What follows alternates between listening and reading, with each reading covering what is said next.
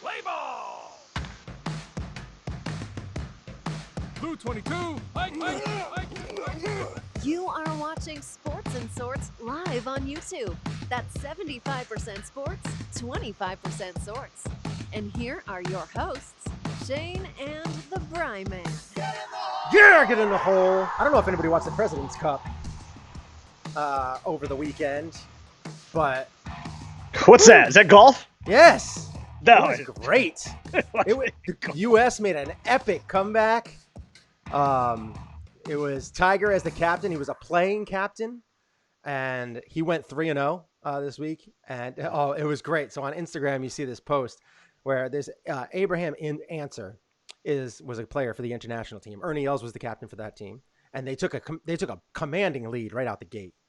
But Abraham Answer, who was unreal, playing so well this weekend, and he was like, he basically said, like, I want to play Tiger, like I want Tiger, and I want to play him, and they, sure enough, final day, everybody has their singles matches, and Answer gets Woods.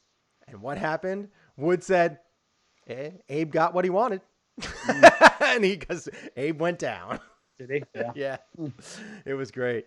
It's good to see Tiger back like that with swagger. I mean, after winning the Masters last year, which was so incredible, an amazing, that was just an amazing event. Mm-hmm. And I'm happy that he's sort of Tiger-esque again.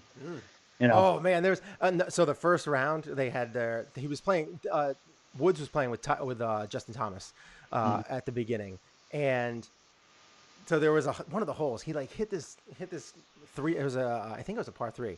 Hit the ball. It like rolled off to the side of the green and kind of went into this carom in between two bunkers, and it was kind of matted down. But it was like, you're like, all right, yeah, that's all right, But it just didn't hang onto the green. It stinks, whatever. He comes over there and there chips it in, and he points to the hole. He like points to Justin Thomas, and he's like, "Go get that." He basically like made Justin Thomas his bitch. By the way, this is not for kids. Obviously, I just use that word, the B word. And so he just was like, "Go get that hole. Go get that." And like Kuchar and Finau were like kind of ripping off that after a while, and like a lot of the team was kind of making fun of it a little bit. But yeah, it was great. And then like Fowler and Justin Thomas were playing together. They were 5 up with like 7 to play. Yeah. And they collapsed and ended up tying. Like it was good. It was fun. And it was, the only thing that stunk was that because they were playing in Australia. Yeah. I was up until, I think on Friday night going into Saturday, I think I was up till 2:45 in the morning. Watching golf? Yeah. Jesus. It was exciting. It was good. It was fun. Like you were like, like late fall, early winter, you're up till 2 a.m. watching golf. Well, it was good. It was good. It was a good round. It's a President's Cup, man. I guess. U.S. versus the internationals. I mean, yeah, sure. Yeah, sure. It's just I can't be in the golf. I'm not in the golf frame of mind yet. Wake me up in April. Wake me up in April. Wake you up in April. I think March is like the Players Championship, isn't it?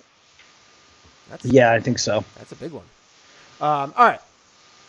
Let's get into some other sports. We don't need to talk about golf. Foosball. By the way, we can run a little long today because I'm on vacation. So. Yay! We could go right till noon, 2, 3. I don't care. Wow. Whatever you want to do. I mean, that would be the longest show ever. I don't know if we could talk that much. We can figure it out. All right. Football. We have to talk about what we've learned because this was a week where I gave the Bry Man the Texans versus the Titans. He picked the Titans. The Titans did not win. The Texans are a team that are weird, man. They are so weird. They should be playing better than they do on a consistent level. And they do not. They're not consistent. They lose to the Broncos, and then they beat the Titans. And the Titans are a better team. But then you also have the game that Brian gave me. Rams at Cowboys. I figured the Rams were going to continue to go and push with Gurley early. And then after that, just kind of keep doing those play action passes. They got trounced. That's because they just gave up on Gurley early. They left Gurley early. They left Gurley early. They just don't. I don't understand it. You have something working, stick with it. Like it worked all last year. Well, but that's the problem. But McVay isn't working this year the way he did last year. I think he's trying something different, but he doesn't have to now. Now you're at that. He's overthinking. He is. I think he is. I think he's overthinking it a little bit. I said it last week. He's too smart for his own good. I mean, he's still going to be. I still believe he's going to be a very good coach. He'll look back on this year and he'll look at what he's learned and he'll hopefully get better. Yeah. Because as of right now, I mean, they did not do what I thought they were going to do. Like Ezekiel Elliott went bananas on them. They did not take him away. Zeke ate last night. They should have taken him away. He had 2 touchdowns, I think. Yeah. They should have taken him away. They did not. Yeah, no. And they let the Cowboys run wild. Yeah. And that's the recipe for success for the Cowboys. If Ezekiel Elliott can eat like he likes to, they're going to win. Most likely because they have a good defense, they have a good offense. But like if you look at Amari Cooper, like nothing. What was it? The other guy. What's his name? Not Gallup. Michael Gallup. Is it like nothing? Like there was like Jason Witten got an early touchdown. Austin had a good Tavon Austin, right? Yeah, he had a good game. Like there was. God, is that guy still in the league? Yeah, I mean it's so they are. It's I don't understand. I do not understand why you do what you do, but they did. And you know what? McVay lost that game as he should have because of the way they played. And their defense was just getting eaten alive, which is bad this time of year. And looks like they're going to be out of the playoffs. Now, I guess the Rams. The Rams. Oh, the Rams, yes. Yes, they are. They're not eliminated, I don't think. Because they need a lot of help. Incredible amount of help. I mean, I will say the 49ers losing to Atlanta. I almost gave you that game because. That's a bad loss. That's a really bad loss. And that's also the game that ended my fantasy season because the guy who I was playing had Julio Jones, and Julio Jones went bonkers in that game. And it was actually that last drive that killed me because going into that last drive, I was up by 14 points on this guy. Now, I still, if Julio Jones had done nothing on that drive, I would have been up 14 going into tonight, and he would have had Will Lutz his kicker. So I would have had a decent chance. Yeah. 14 points for a kicker is a decent amount. Yeah. But Julio Jones went nuts on that last drive and got basically 14 points, and now I'm going to lose. So my kind of storybook run here ended, unfortunately, or is going to end with an extra point or a cheap field goal or whatever tonight. It's all going to happen. We could commiserate a little bit about fantasy sports because the ESPN league that I'm in, which is our money league, I went in. I had to win my last game of the season before going into this week to have a chance to get in, and I beat the number 1 guy in our league to go in. I beat him by like 2 points. I was like, yes, I won. But the guy that I needed to lose lost, but he scored just as many points as me, and he had more points on the season. Therefore, I didn't get in. So now I was fighting for a backup, and then now I don't really care about the consolation prizes that much, but it's my fault because I didn't check my team enough towards the end of the season. I was busy doing some other things, so I forgot to change people out that I knew weren't going to be playing, or just the matchups didn't look good. I just forgot to look, so it's my own fault. But then in the other league, there was in the other 2 leagues that I'm in, one I just got trounced. Like I can't remember what this guy had. But like everybody that went bananas yesterday went bananas. Like, and he scored 1 million points. And like, I had a good week, but not like the best week ever, which is like that. I actually finished with 149.48 points, and that was not enough. And I was off to an unbelievable start on Thursday night because I had Mr. MVP Lamar Jackson and the Baltimore Ravens defense going. I was up 54-0 to start. And it just wasn't enough. He had more consistency across the board with his team because Russell Wilson, he had Tyreek Hill, he had Julio Jones, he had Nick Chubb, and he had the New England defense, and that was enough. That was enough to knock me off. Had a good game too. Yeah, they did. They got a pick six, I think, or a fumble recovery or something. But Gilmore, pick six, yeah. And that did me in. I mean, you think if you score 150, you got a good shot. Didn't pan out. And I got 47 points out of Lamar Jackson and 30 points out of Saquon Barkley. And if I had told you those two things right there, I would have said, God, I'm going to win this week. Yeah. Nope. Not enough. I don't know. Not enough. Dub. Oh, you're trying to end like the NWO No, I was just trying, for life. Without connecting them. Just East Coast, West Coast. Oh, hello. Hi. get the condom back on. Do you want? All right. So that's enough commiserating about our fantasy. Let's learn what we learned. What we learned. What we learned. Okay. About week 15. And I will tell you one thing that I learned. And this is watching the game last night. I'm a Bills fan. I actually got to watch the Bills play in prime time, which is something that we don't get to see very often. And one thing that I learned yesterday is, I've watched the Bills a lot this year. I'm very grateful to the Bills Mafia group who post the games on Facebook, which helped me watch a lot of the away games or the games that weren't on prime time, which is awesome. But I will say, the thing that I noticed last night, you better watch out for those Pittsburgh Steelers, because yes, they lost to the Bills last night, and they should have. The Bills played better. They took care of the ball a little bit better because they had the lead at points during the second half, like a 17-10 lead, and they forced Devlin. And Devlin took a Devlin. He took a Devlin a couple of times. Tre'Davious White picked him. Poyer picked him. I can't remember who the last guy that picked him, but he was getting some picks, and he almost got through a pick six, and that would have been huge. I mean, I'll tell you, the Bills defense, I love them. I love their defense. I think it's just so fun to watch them. But a good team, man. They really need another receiver. I love Smoke. I think he's a great guy to have as your receiver, but you just need that legit number one. They do. You just don't have it, which is going to be tough. It's going to be tough for them to get that this year too, unless they can get somebody. They should be all in on Amari Cooper. I don't know how you feel about him, but I'd be fine with that. I mean, you should be. That should be like an A1 target for that team. I mean, without a doubt. Yeah. Now, that was a guy I wanted the Dolphins to pursue, but with the emergence of Devontae Parker and the fact that they just extended him, right? which could end up being a tremendous bargain.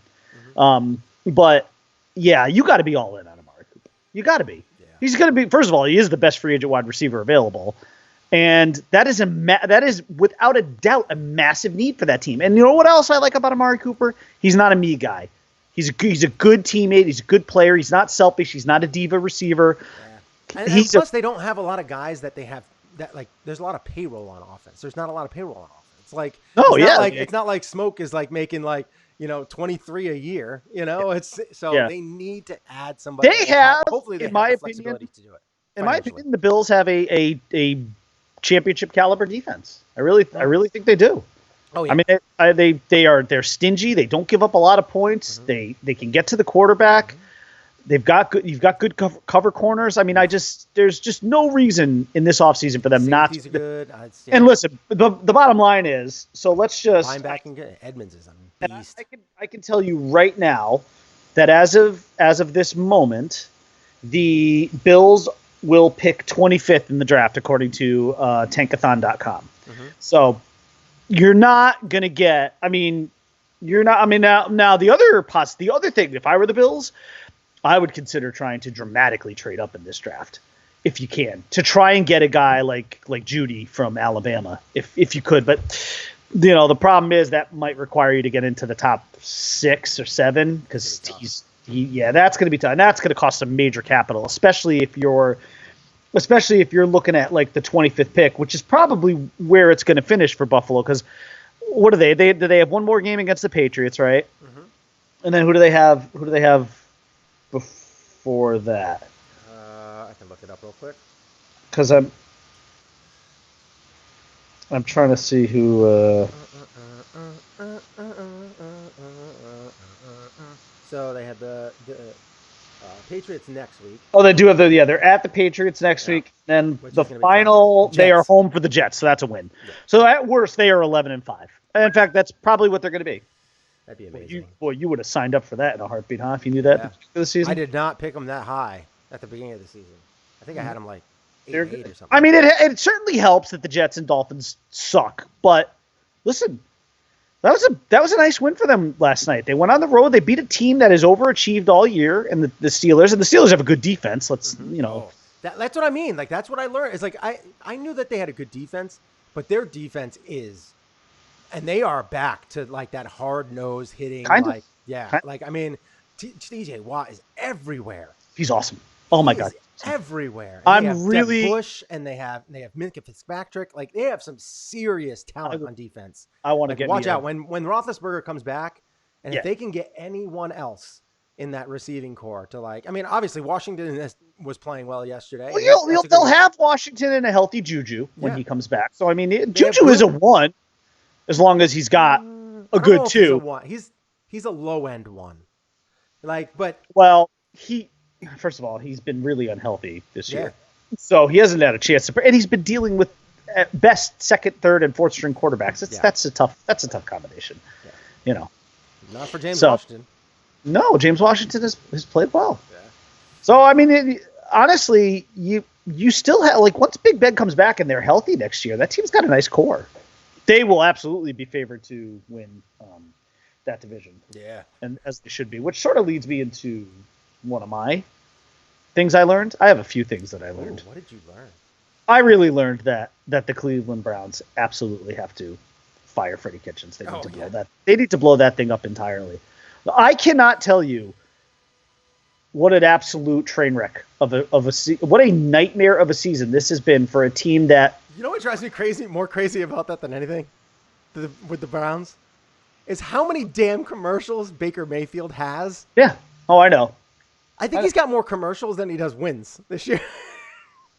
That's very possible. He's got so many commercials. I'm like, why are you doing this? Stop doing commercials. Good for him. Terrible. Good for him for cashing in on the hype that was bestowed upon him and that team.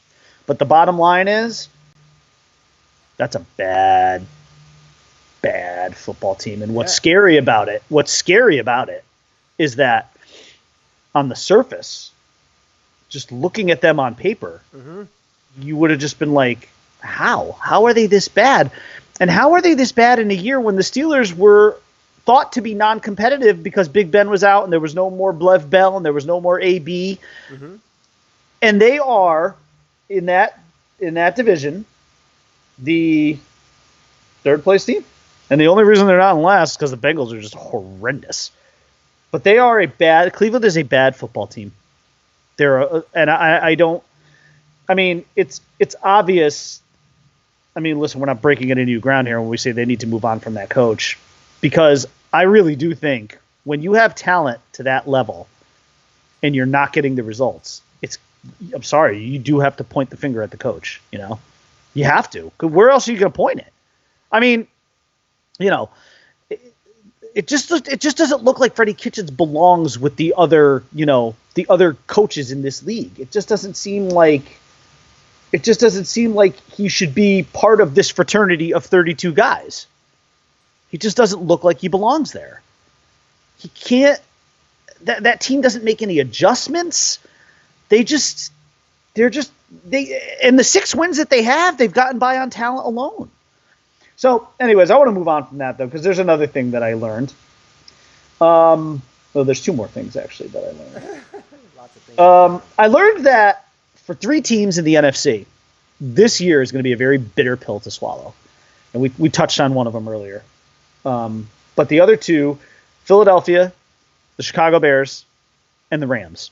And or maybe the Cowboys, because let's see how this all pans out in these last couple of weeks here. Because either the Cowboys or the Eagles are going to, accidentally back into winning this division, and probably at 8-8 or something like that. But so maybe we could even include 4 teams, because regardless of which one of those 2 teams makes the playoffs, it's still a disaster. Not a disaster season, but it's obviously disappointing, because at best, either Philly or Dallas will be 9-7, and there's a possibility that they'll be 8-8.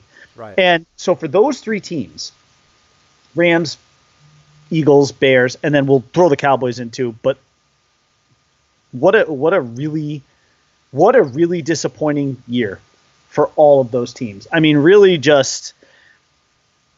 I mean, now ironically, of those four, the only one who has a coach who's probably on the hot seat is Dallas, and they're actually the team that is currently in the playoffs.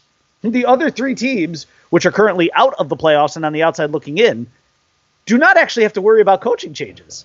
Nagy's not going anywhere with the Bears. Neither is Peterson, and we know Sean McVay ain't going anywhere. So, but Jason Garrett is almost certainly dead. That's a dead man walking. Yeah. Him and Freddie Kitchens, I think, are dead men walking. Because there's also only you're right, and there's only so much that these owners are going to want to deal with. Like, oh God, I heard a clip last week. I don't know if we played it. I don't know if we did. Jerry Jones was on some local thing, and they immediately started going in on him about, like, after there was a loss. Uh-huh. It wasn't this past, it was the week before, whichever team they lost to, which was a bad loss. And he went all, I ain't getting into this with you. We ain't going to do it. We're not going to. Because they asked him, they're like, are you embarrassed? That was the question they asked him. Yeah. And he just went right in on those guys. But you could tell by his reaction that this guy is clearly livid. He's upset. Yeah. He's very mad about the way this team, because this was not what he was expecting this year. He was expecting this team probably to be somewhere in the, at worst right now, 10-4 range. Mm-hmm. Probably in the 11-12 win range. And if you told him at the beginning of the year, the Eagles are going to be playing 500 ball, the Washington Redskins are going to be terrible, and the Giants are going to be terrible, where do you expect to be at this point in the season? He would probably be like, 12-2. 12-2. Yeah, something like that, or 12. Yeah, probably, or at worst 11-3, mm-hmm. And on a really, really bad luck 10-4. Right. I would have said his worst case scenario would have been 10-4 and already clinched the division. Uh-huh. Instead, he's going to be in a dogfight with a really mediocre Philadelphia team going into the last 2 weeks. The last thing I learned is I should just have trusted my instincts when it came to the Titans. I told myself, don't pick that team. Don't pick them. And I did. They'd won 4 in a row. They were hot. Houston was Jekyll and Hyde. They gave me every reason in the world to believe that they were going to go into Tennessee with a really rowdy crowd, with Derrick Henry, at his, even with a little bit of a bum hammy, still just an absolute animal. And they went in and the Texans went in, they won that game, and the Titans couldn't do it. Mm-hmm. And it was a good game. It was a tight game. But once the Texans got up by 10 towards the end there, even with the Titans getting that late touchdown and then trying the onside, it really wasn't. I mean, it was close and it was a decent game, but when the Texans pulled away and got up by 10, it was over. Yeah. I mean, I should have trusted my instincts and gone with the Texans, and it wasn't so much that I trusted them, because I don't trust the Texans right now. They're playing like they're not that good, but the Titans, every year they do this to their fans. I feel bad for their fan base. That's tough. And listen, I also would have been the first to tell you, don't throw all this faith into Ryan Tannehill. It will not work out. And I'm not Did he have a bad game though. I don't even know. I didn't watch the game. So. No, but listen, I watched that game a lot because I had Derrick Henry going, and Derrick Henry kind of hurt me. He hurt me bad yesterday. He wounded me, Derrick Henry. He did. He really did. It was a close game, 24-21. Yeah, but that was the final score, but it really wasn't that close. I mean, the Texans got up by 10 with only like a couple minutes left. And Tannehill actually had a better game than Watson. On paper. Yeah. But Ryan Tannehill still is making the same. It's not even so much that he's making the mistakes that he made in Miami. He just is who he is. His pocket presence is trash. He just cannot sense the blitz. Now, yes, did Ryan Tannehill play okay yesterday? Yeah, he did. Was he the reason they lost? No, not at all. Not at all. I don't think he was the reason they lost. I think they lost because they couldn't really establish any balance. They really couldn't run the ball well yesterday. And that was because, again, I think Derrick Henry was on a bum leg. But also, he was a part of 3 touchdowns yesterday. But I will tell you too that the Titans. He scored all 3 of their touchdowns. Well, I want to. Yeah, but you know what? he also, well, this wasn't his fault, but right at the beginning of the game, it might have been second quarter. There was no score. Titans are driving down the field. Okay, they throw a 5-yard. So they have first and goal at the 5, right? The whole stadium is chanting for Derrick Henry. And you're like, yeah, Derrick Henry should be getting the ball here, first and goal on the 5-yard line. Titans throw. They make a throw.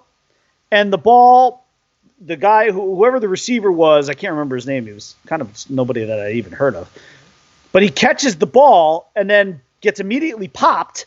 The ball comes out, flies right into the arms of one of the Texans defenders, and he takes it all the way to the 18-yard line, and the Texans score first. Well, yes, and it really was. I hate that that's an interception. They got to look at changing that kind of stuff too, because that was a fumble. Right. It was not an interception, but it's ruled one. Yeah. But yes, but the Titans again, like they could have gone up 7-0 and set a tone there. The whole stadium was chanting for Derrick Henry. Like everyone knows, you give the ball to Derrick Henry there. Now, was it as egregious as Pete Carroll not giving the ball to Marshawn Lynch in the Super Bowl? No, not even close. But giving the ball to Dr. Skittles. But you've got this beast in your backfield who, if not for guys like Lamar Jackson and Russell Wilson, would be under MVP consideration. Derrick Henry has had that good of a year, and your first instinct is to throw the ball to some receiver that I had literally not heard of, instead of giving the ball to your running back who's had an All-Pro year. Come on. Come on, man. Vrabel's a better coach than that. And Vrabel, being a defensive guy, would think he would actually be a little more conservative and run the ball there. He already has 1,300 yards rushing, 4.9 yards per carry, and 13 touchdowns on the season. Yeah. He hurt me yesterday, though, because he only had like 8.5 fantasy points. And if he had just had a normal game for him, 15 touchdowns on the season. Yeah, totally. Yeah. Yeah, no, he's had a great year. I can't yell at him. He wasn't my problem yesterday. But yeah, so those are the things. Those are the things that I learned. Yeah. Good Lord. Did you learn anything else or no? No, not really. All right, good. Because I didn't really, it's at this point in the time of the year, I kind of focus on a couple of teams, and the Bills happen to be one of those teams I focused on this week. And I was like, they're going to be here Sunday night, and that's the game I want to really watch. I watched the Rams versus the Cowboys because that had a lot of playoff implications. Yeah. And those are the games I saw. And yes, I did learn that McVay is just kind of too McVay this year. Yeah. He's making the game a little too difficult, but at the same time, and Gurley's only getting older. And, there's going to be a time probably in the next couple of years where he gone. Like, I understand they have him for at least a couple more years for under a contract, but he's a running back and his legs are going to give away soon. And he's going to be tired of getting hit. Like he's not everybody's a Frank Gore. Not everybody's an Emmitt Smith that can just play for years and years and years and years and years and years and years. So I'm not sure what they're going to do next year, but they're going to have to figure something out. And I don't know if it's getting another big receiver, a big time receiver or something. Like they might be in a hunt for Amari Cooper. I don't know. I don't know what they're. There's going to be a lot of teams like Amari Cooper. So. But like they might need somebody like that because Woods is good. Cooper Kupp he's good. Brooks is good, not great. Yeah. Or Cooks. I'm sorry, Cook. No, not Brooks. Cook is good, but he's not great. Like he's speedy. He's a fast guy. He's one of those guys that you want to launch the ball to, but it's just not. They don't have that guy, and that might be difficult too. Higbee has come up pretty big though.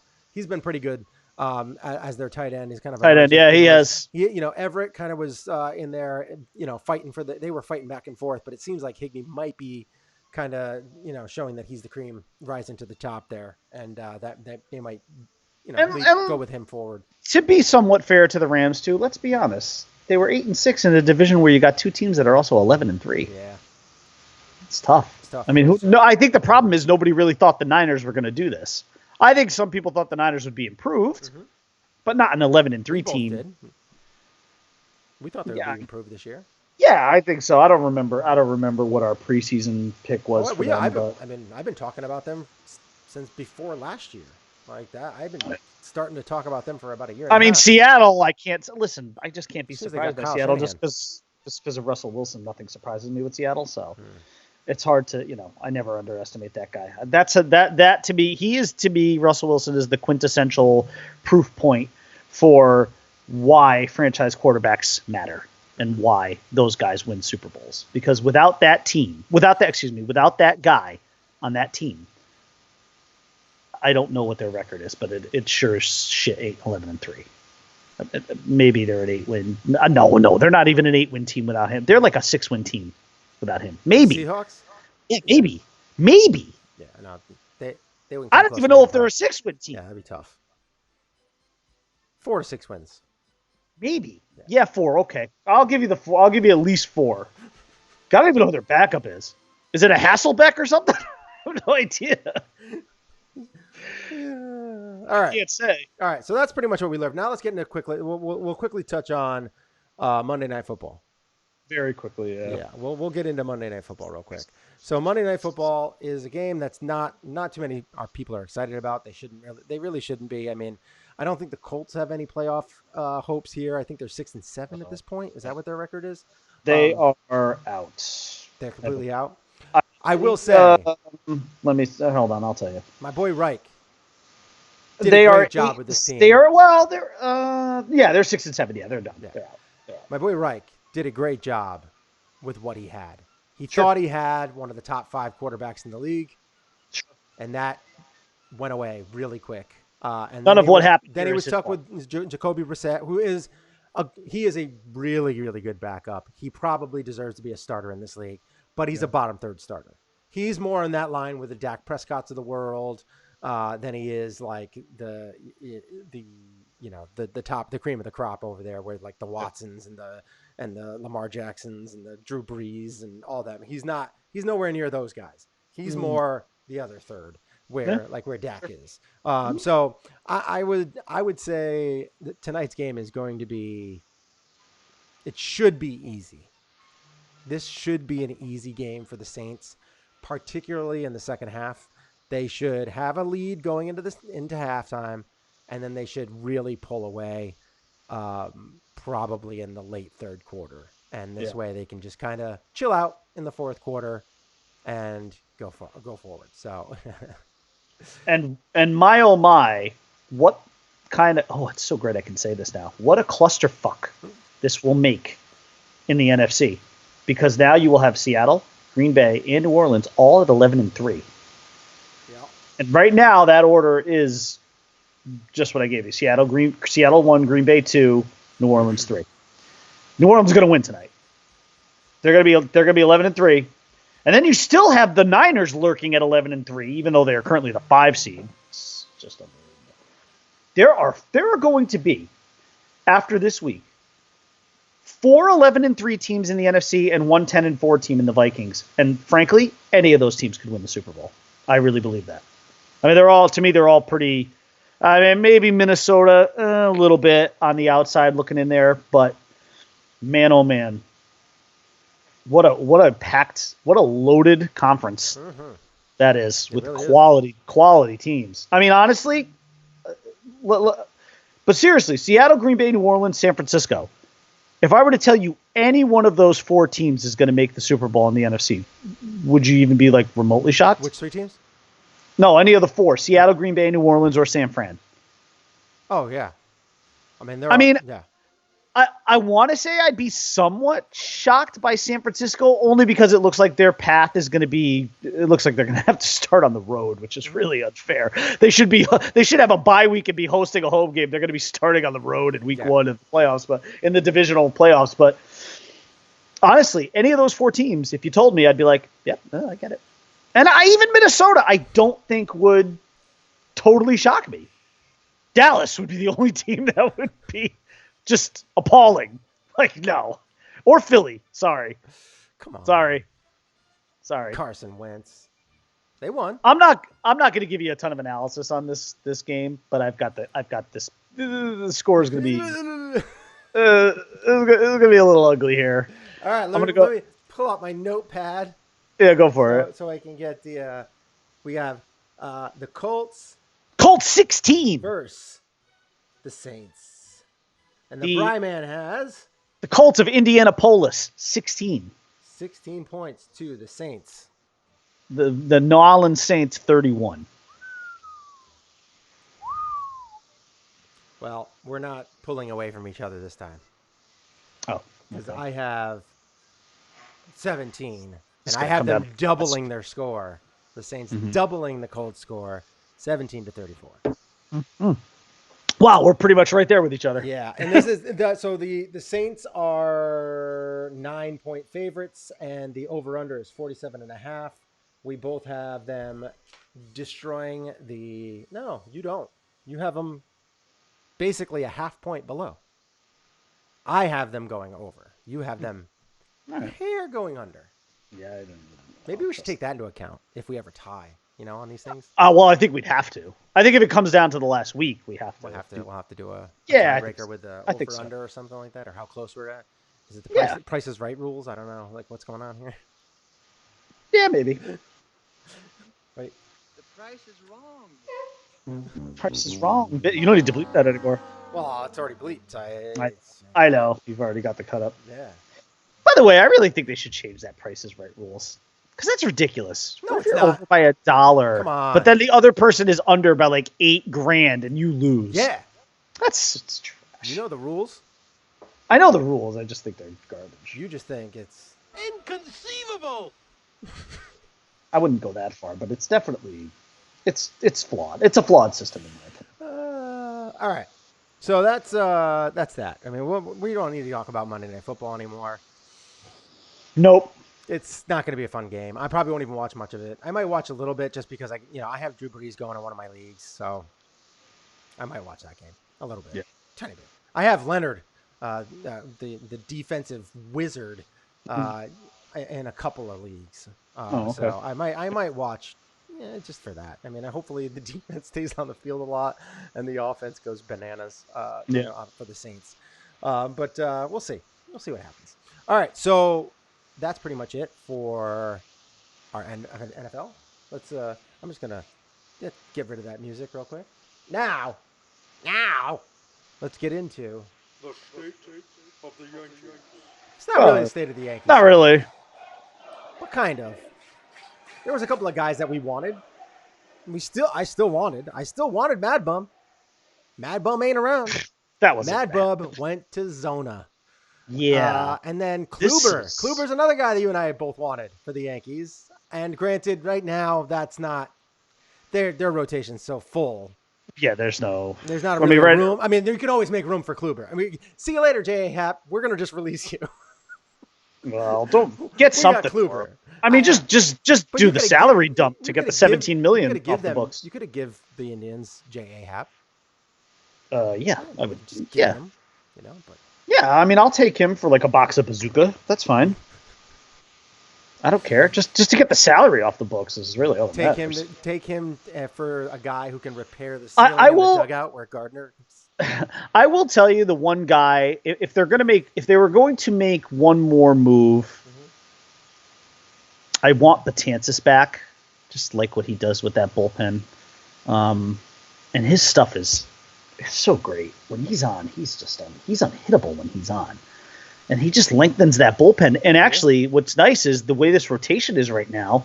This should really fortify their bullpen. Like if you had him in there, he gives their bullpen even more depth, and he allows Aaron Boone to have more options to because theoretically now his starters should be going late into games. And hopefully you don't have to call on the bullpen till like the 6th inning or 7th inning. And you don't, but the point is you could use this guy, and that guy on one night. And then you still got these other 2 or 3 guys that you could use the next night and you can give those other guys a day off. He should really that's the trickle down domino effect of the Garrett Cole signing is that he helps everybody. But if you bring Betances back, he gives that extra depth to the bullpen that I think they could also benefit from. Do they need him? No. But if he's willing to entertain a 1-year deal, why wouldn't you bring him back? Because if you can trade Happ, I mean, that would basically take care of itself. I mean, first of all, Betances isn't going to get $17 million. He might get in the range of 13 to 15, but he's not going to get 17. But if you could trade Happ and basically just get a case of Funyuns for him, fine. I mean, whatever. Just Poor I mean, that's Hap. Now fine. he's worth Funyuns. I went from bazooka gum to Funyuns. I don't know if I'm dating myself or if I'm just like, really selling short J Happy. So he's not even worth like a tube of Pringles or anything. I don't even hate J Happy. How about reduced fat Pringles? Well, what's the point of that? Well, I know. But anyways, what's the point of having J? Right, I guess. But I don't know. But Betances I'd like to bring back. The other thing they really do desperately need, and this is where I do think the loss of Didi hurts a little bit, is a lefty bat. There's just no lefty bats in this lineup. It's just you got Aaron Hicks, but when's he coming back? A lot of right-handed bats, a lot of right-handed arms. Yeah, with you got Paxton, but yeah, I mean, they're righty heavy, but you would think Cashman and his love of power. But here's the thing too. Cashman is also, I think, at least intelligent enough to know that he's got guys like DJ LeMahieu and Aaron Judge who go opposite field a lot and who do take advantage of that right field porch. Although with Judge's prodigious power, you really don't need to worry so much about that. But LeMahieu, right field benefits him because he's not a power hitter. He's a contact guy. But how many home runs did he hit last year? 20 something, yeah. Yeah, he was. That's another guy I think they need to think about locking up a little longer. Tacking on. I would have no problem with them giving him 4 years. You know? I am with you 100%. I doubt they will, but no. Definitely something I want. Yeah, me For too. Sure. But I think, but getting off the Yankees, I mean, if I had two wish list things, I guess it would be bring back Dellin and get a lefty bat of some kind. Although I'm not entirely sure where that person plays, but I do think they need a lefty bat. It's just so right-handed heavy up and down. Hicks is switched. I mean, you got Gardner and you got Hicks, but the problem is those two guys essentially they're not likely to be in the same lineup all the time. No. I think that there has to be something that's done. I don't know what yet, but there has to be something that's done, and that is they have to they're gonna have to do something with like either Frazier or Giancarlo Stanton or something along those lines. They're gonna have to package some stuff together to kind of get some more balance with a left-handed bat. Good luck with being able to put Stanton somewhere. I'm just saying, you can part with anyone. Oh, I'm not saying you can't part with him. I just don't know. I mean, you have to pay what, half his salary? I don't even know. I mean, that's. It's giving me a headache just thinking about it. But how much did the Yankees pay of that? Did they take over the whole salary when Miami traded? No, not all of it. The Marlins did actually throw in some money, right? A little bit. Yeah, I mean, his average annual ends up around the 24 to 25 million mark, I think. Mm-hmm. I mean, I would just, he belongs somewhere else. Yeah. I don't know where, but anyways, so that would be my short Christmas wish list for the Yankees. Back Betances. Really, what they need is they could use a left-handed bat, and there are people out there that they could get, particularly at first base and things like that. Getting like someone like a Mitch Moreland for a 2-year deal or something like that. Or, I mean, obviously Greg Bird is he's gone. He's going to be somewhere else. He might not even get picked up. Who knows? He's in Japan. What's that? He's going to Japan. He's going to Japan. Yeah. They don't want him. Probably not. Anyways, there are some other things that we should talk about. First and foremost. Oh, I will say what I loved. Yes. Taking marijuana off the drugs list. Oh, did they? Yeah. Well, I saw they took CBD. Did they took marijuana off? I saw marijuana. I didn't see what, but I saw marijuana was taken off the drug list, and they were going to focus on like opioids and stuff like that. They should. I thought I just saw pot, CBD. I thought that was what I saw. But wow, if they took marijuana off, that's impressive. It should be. Marijuana is not first of all, it's not legalized in a number of states, but also that's not how is marijuana Well, hold on. Could you say, though, that marijuana is, from a medical perspective, it's used obviously in a lot of cancer treatment and stuff like that, medical marijuana. So could you say it does have a healing element to it? I mean, listen, I've never even had a drag of pot, so I really wouldn't know anything about it. It helps with certain things, anxiety. It helps with getting hungry, which is something that I'm serious. Like that is part of the reason for why cancer patients have it is that they do it so they can get their appetite back. You get their appetite up, yeah. So that is like that's something. There is something to it, but there is more. Like there's more to it than that. Like I mean, it's just not. There is no actual enhancing of your game by doing that. Like if you do it, you likely will play worse than play better. I think this is something. Unless you just get really chill and relax, like when you're up at the plate, like mid-October. Your focus is going to be so much limited. Like you're not going to be able to focus that well. Although I will say, Josh Gordon played really well as an NFL player on marijuana, but apparently he may have been significantly better on it than he is off of it. I don't know. I mean, he still seems like he has skill, but they just don't throw to him. Yeah. They don't throw to him. That's one ball yesterday, 58 yards. I don't like. It's like they don't know what to do with him. Yeah. Like, why would you not just feed that guy like every? I know they've got Tyler Lockett and he's a good player, but like, how are you not feeding Josh Gordon? That man is. Look at him, a physical specimen. I don't get it. Anyways, let's talk about Mad Bum because this deal is really head scratching to me. Here's what I don't understand. Based on everything that I thought I knew about Madison Bumgarner, who I love to refer to as the legend of the fall because that's what I believe he is. How is it that a guy like this, who craves October baseball, wants to go to a team? Also, he wants to go to the desert and drive around in all those dune buggies and stuff. Maybe, but also, like this guy, maybe I was wrong. Maybe it was just because he had so many postseason appearances and so much success in the postseason that I just assumed he needed that. Like it was like his lifeblood, but maybe it's not. Because let's keep in mind too, Madison Bumgarner going into this, he had just turned 30. I mean, the guy was good. You knew he was getting at least a 5-year deal. I just can't believe he went to a place where he was not going to be like guaranteed of getting to the postseason every year. I mean, he might be lucky to see 1 or 2 postseasons with this Diamondbacks team. I just don't understand it. Also, I was under the impression, although this is probably more media than anything else, but I was under the impression that he was going to get a 5-year deal that was 9 figures, not 8. So what happened there? And he didn't even come close. He got 5 and 85. He came 15 million short of getting 9 figures. Like the numbers, first of all, the numbers and the location to me are just shocking here. I don't get it. I don't understand it. Why is he out there? Why did he?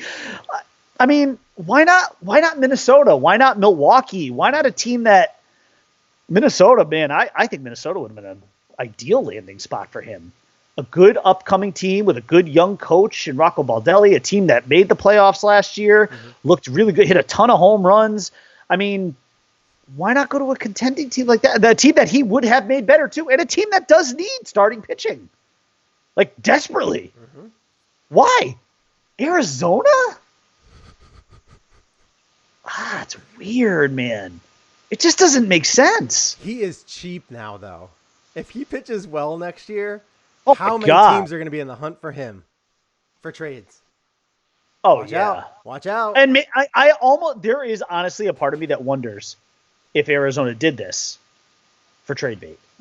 Because if he's lighting it up next year, come July, and that trade deadline starts looming. And you'd be like, I could lock him in for 5 years at $85 million. If you're the team that's trading for him, you get him for another 4.5 years. And if you're the team that is trading him, which in this case would be Zona, you will get a haul. A haul. 1, because the contract is so good, and 2, because he's still effective and is only 30. You will clean up. Clint Frazier.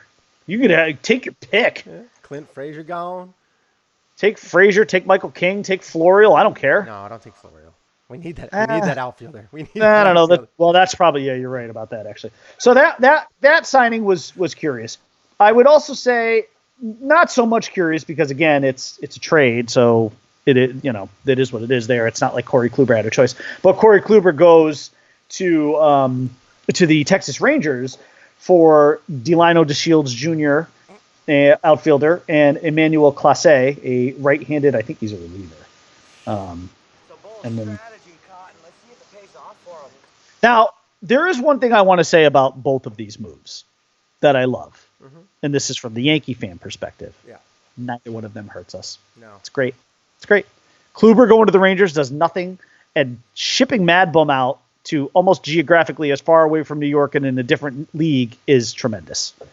These moves will not hurt the Yankees. I mean, maybe unless somebody trades for Mad Bum. That's, a rival or something like that. But as of right now, on the surface, neither of these moves impacts the Yankees negatively in any way, which is tremendous, especially with Mad Bum because, Mm-hmm. I mean, like, I was even worried Mad Bum would go to the Dodgers, put them in another World Series, and make that a really, I mean, can you imagine having to go through Kershaw and Mad Bum and what's his name there? Bueller? Holy crap. Holy crap. And if they bring Ryu back, oh my God. Can you imagine if they had those four guys? I mean, that rotation would have rivaled the Yankees. If they had Walker, Texas Ranger, Bueller, if they had Clayton Kershaw, if they had Mad Bum and Hyunjin Ryu, that would rival the Yankees' top four. I mean, that's a World Series rotation. And from what I had heard, the Dodgers were in pretty heavily on Mad Bum. So I don't know, just some very curious moves. The only other thing that was kind of I don't know. The Dodgers did sign Blake Trinan, added him to the bullpen. So you got to see if he Adamowski. Adamson, there it is. Adler. Here. Anderson. Here. Bueller.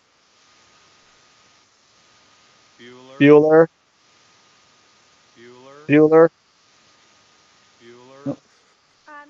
He's sick. My best friend's sister's boyfriend. Heard from this guy who knows this kid is the girl who saw Ferris pass out at 31 flavors last night. I guess it's pretty serious. Thank you, Simone. That's great that you had that clip. That's astonishing that you could basically riff that. And you had that's. Come on now. I couldn't do that. I couldn't even come close. You kidding me? I can't do Simone's whole spiel though. Like best friend, sister's boyfriend's girl. I didn't. You're just like brain for gobbling up that kind of trash that's completely useless. Yeah, useless information. Yeah. Incredible. I will tell you the one show that I do need to get on is Wheel of Fortune. I need to get on that show because I am unbelievably great at it. I really am. Like we play it on the Switch all the time, and I sometimes solve puzzles where there's like maybe one letter.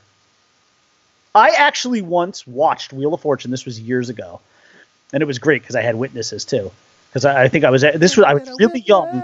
I was young. I was a kid. Yeah. I was sitting watching because my parents love Wheel of Fortune and Jeopardy. I was sitting watching with them, and the puzzle came up, and I got it with no letters. I just saw the puzzle and I said, "Oh, it's this." And it was not a small one either. It was actually like a significant puzzle. Yeah. But based on whatever the subject matter was and the letters, I just looked at it and I was like, "Oh, it's blah blah blah blah blah." And it turned out to be right. My parents were like, they've done studies, 60% of the time it works every time. Yeah. It's true. I don't know if there's much else to discuss baseball. Well, Clint did ask. He said, any Red Sox news? And I don't think there is. There's really not. Not much going on. All quiet on that front. Yeah. Their payroll's through the roof. I think they're just trying to clear payroll if they can. They want to try and get rid of Price if they can. I doubt that'll happen anytime soon. That's going to be tough. They need him to pitch like a maniac in the first half and then maybe unload him if they're not playing well. But you can't unload him if he's pitching well and you're kind of in the playoff hunt. Well, if you're in a playoff hunt, then you can. Yeah. I mean, because Red Sox fans would lose their minds if that happened. There are much worse things that happen. Look at what the Colts did this year. And there are teams that can put it together. You just kind of get rid of some pieces. Like David Price, not really a guy that you really want on your team. Get rid of him. you could actually get bumped up a little bit. You know, I mean, I think this guy, whatever his name is there, Cam or Cham Bloom or whatever, the guy, the GM who took over there. Yeah. I actually think he's a pretty smart dude, and my guess is he will probably do the typical Red Sox move, which is tear it down as much as he can to build it back up. Yeah. But again, because of the Red Sox resources, they will be competitive within a year or two. Yes. It's not going to be a long drought. So. Yeah. Because that's just, and also Red Sox fans see where sales at, all that kind of stuff. You know. Yeah. I know we have some sorts to get to, right? Mm-hmm. Actually, there's, in addition to the trailer I know we're going to talk about, I also want to talk about the one that you sent me too for Rise of Skywalker. But then there was another Rise of Skywalker TV spot that I also want to talk about.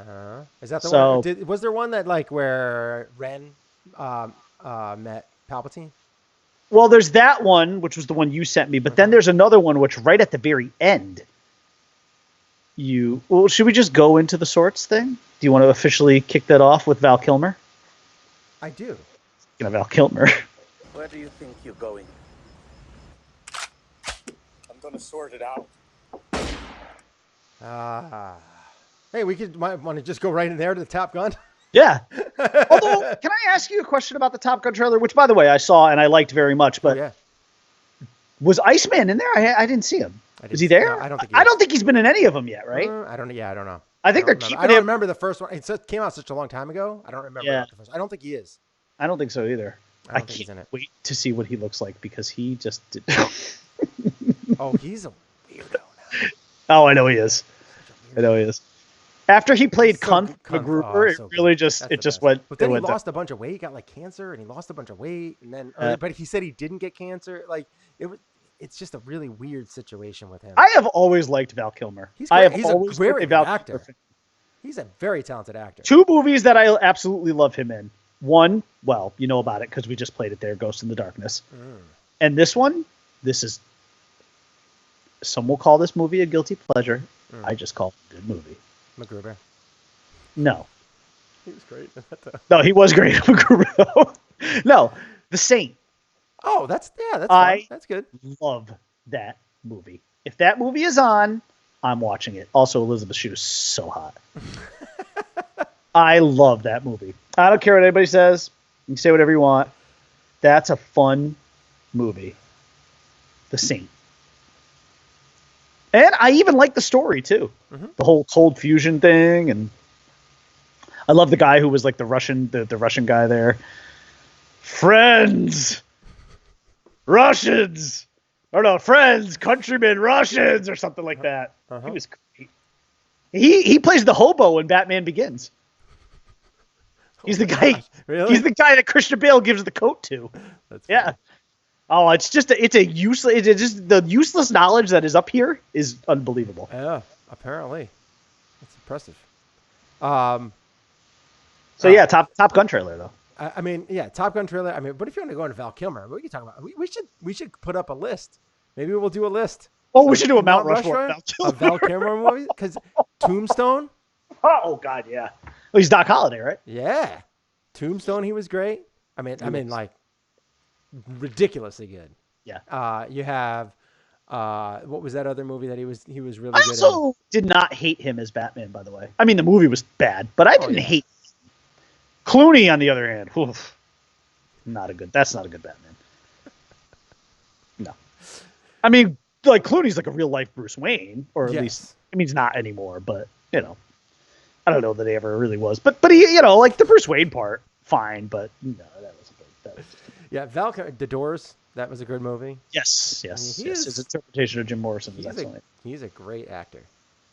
He was. I don't know if we can still say he is. And he was really good looking, and then it just whatever happened to him physically, I don't know. Yeah.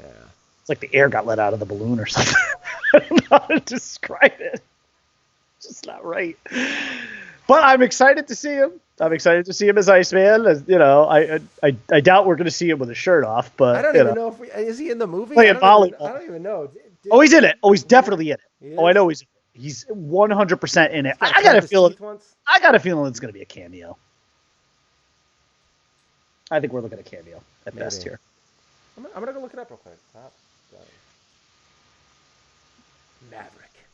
Top Gun 2, Maverick. But anyways, thoughts on the trailer? I thought it was good. I mean, I'm hyped for that movie. I didn't like Top Gun.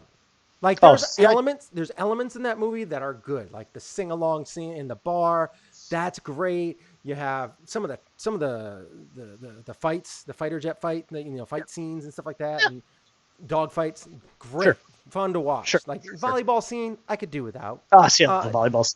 It's like all that stuff. Like it's just like the love story between him and I never really loved that part, but there's parts about that I like. This I'm really excited for. I don't know why. Just the realistic look of all of this. Yeah. With Tom Cruise in the jet, doing crazy stuff. And Miles Teller, I love Miles Teller. Yeah, Miles Teller with the mustache. He's gonna be the new Goose. He might be going down. Maybe. Yeah, maybe. Well, somebody obviously dies. Yeah. Somebody dies. You can tell by that trailer because there he is with Jennifer Connelly. Mm-hmm. Where's Kelly McGillis and all this? She gone? I guess. Because in that one scene you see Jennifer Connelly hanging on to Tom Cruise there on the motorcycle. Mm-hmm. Looking like they're about to hook up after Jennifer Connelly's husband dies. Boy, you're already gonna dislike Maverick here. Because he's gonna bang some widow. It's ridiculous. Unbelievable. Fucking Tom Cruise. What are you gonna do? Good for him. Jennifer Connelly's still a total babe. So I mean, it looks gonna be fun, and I can't wait to see the dog fights. The dog fights are gonna be incredible. Well, yeah, I mean, you're applying. I love that. Like, 2 against 1. Oh, and then all of a sudden you see Tom Cruise firing through them, and you're like, whoa! Yeah, that looks cool. It looks cool. I'm excited for it.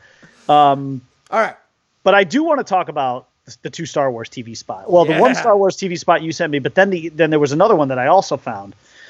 The one you sent me was cool because it basically they're really starting to peel back the onion here with Emperor Palpatine. Because at first, I was concerned that Emperor Palpatine was going to just be like a Force ghost or something. Or now I'm starting to realize, no, I really think this guy's back. He's alive and well and back. And I loved what they were doing with Kylo Ren, and I loved that whole thing where you hear Palpatine saying the voices you've heard in your head for the last 20 years or whatever has been me. Yeah. It's all been me. Like, I have been behind the scenes of all of this. Now, actually, hold on. I do need to. I just can't hold it any longer. I've had way too much water this morning, so I do need to take a quick piss break.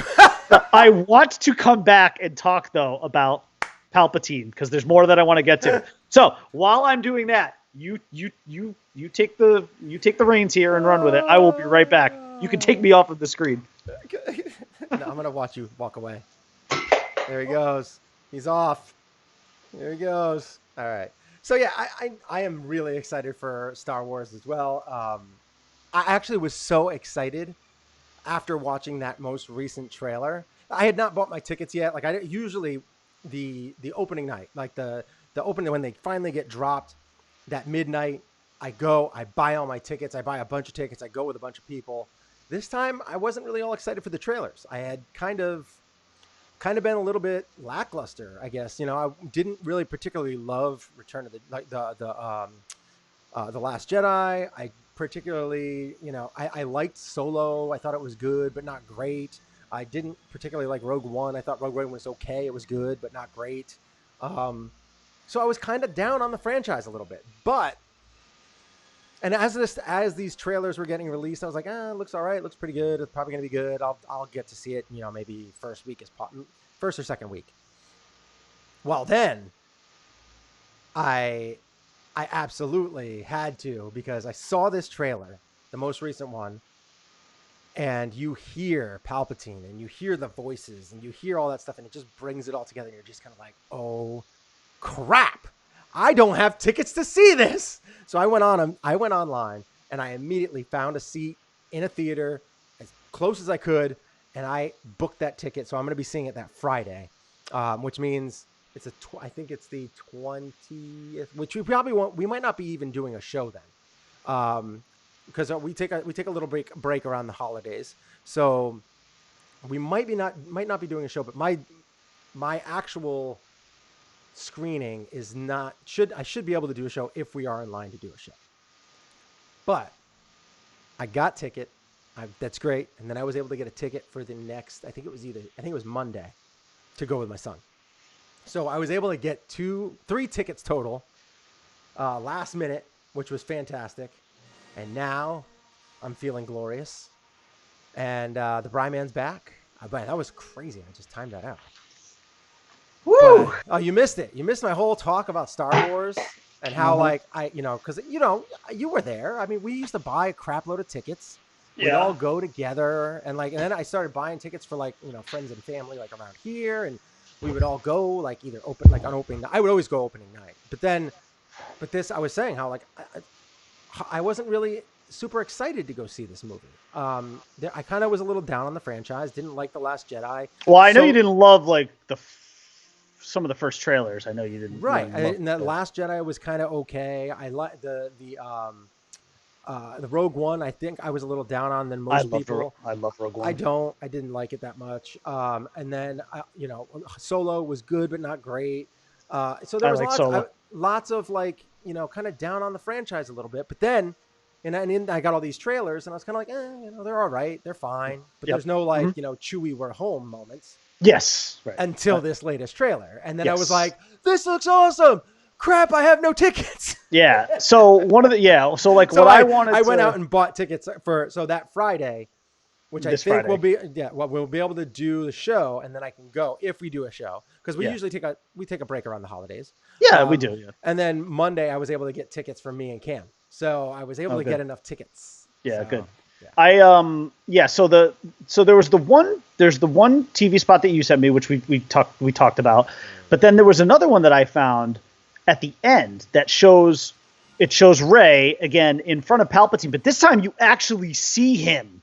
It's not like you see him from behind and part of his hood and he's on the chair. You see him stand up, for a hot second. He's on that throne, and he's and he kind of rises a little out of it, and then that's it. But she's looking at him. Yeah, Right? Yes. So she's staring him down. There is. There's a lot of talks out there too. There's a lot of talks that there's a lot of fans are gonna be upset. So I wonder if Rey is gonna go bad, or Ren's not, or what's gonna happen. I wouldn't have a problem with that. Rey and Ren gonna both go bad, and. What's going to happen? I wouldn't have a problem with either of those things. But here's what I am curious about though. And I'm actually asking your opinion. Okay. Because if this guy is clearly alive, if this guy is still alive, which it clearly looks like he is, again, unless you're dealing with visions or force ghosts, it just doesn't look like that though. Mm-hmm. My question to you is, how do you think he's still alive? And do you have a preference for? I mean, I just hope it's the whole Darth Plagueis thing that they talked about. Exactly. Yeah. I mean, that's that he could cheat death essentially. Yeah. But I guess I'm curious as to do you think that they will? They set that up perfectly. Do you think? Yes, they did. Do you think that they will explain though, how he actually survived the fall down the shaft? Or I think there's going to be something. Yeah. Yeah. He is a jet. How? I mean, granted, he went down. He fell a very long way, right? Yeah. Look at all these crazy leaps and everything that Obi-Wan Jedis make. Oh yeah. And they use their force powers to slow themselves down.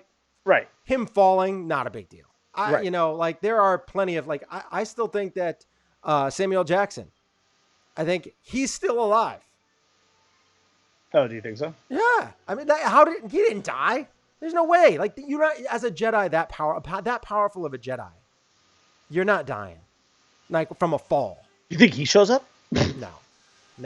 But well, I just pretty old. Yeah. So I just think that when you're that kind of he easily was able to stop himself, and I mean he was the most powerful Sith out there. So he is easily going to be able to stop himself.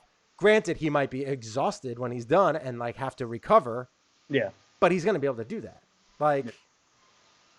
And then he basically hopped a ship, got off the Death Star before it blew up. Peace out, yeah. Peace out. I'm out. And he's like, I'm gonna go. Or like there's a twin or something like that, and he was able to like Professor X was able to transfer his essence into that. Like the other thing I heard was like a whole clone thing, which I hope that's not the case. I want it to just it could be because he could have cloned himself, and that's what because they have that picture of Ren. I mean, of Rey, who's like with a dual lightsaber. Oh yeah. So he could be cloning people, and he could have cloned himself. Well, that whole her with the dual lightsaber thing, I think is just a dream sequence. But it could be a clone. Yeah, I suppose. I think that sequence, where he like Kylo Ren points his lightsaber. Yeah. And I think he's pointing it at the Sith Ren. Sith Ren. Oh. So I think he's pointing it at her because she's there, and they have to fight. And it's a clone. I think it's a clone of Rey. Yeah. And I think that might be where, because there was a whole clone war. Yeah. Like. Yeah, I know. I think that he probably cloned himself and was able to rejuvenate his body by transferring his essence into a clone. Maybe. That'd be my thought. I hope it's the Plagueis thing, but yeah, that's what you would do. He transfers his I suppose. Okay, it could be both in one. It could be two in one. I suppose. He didn't even have to stop his fall.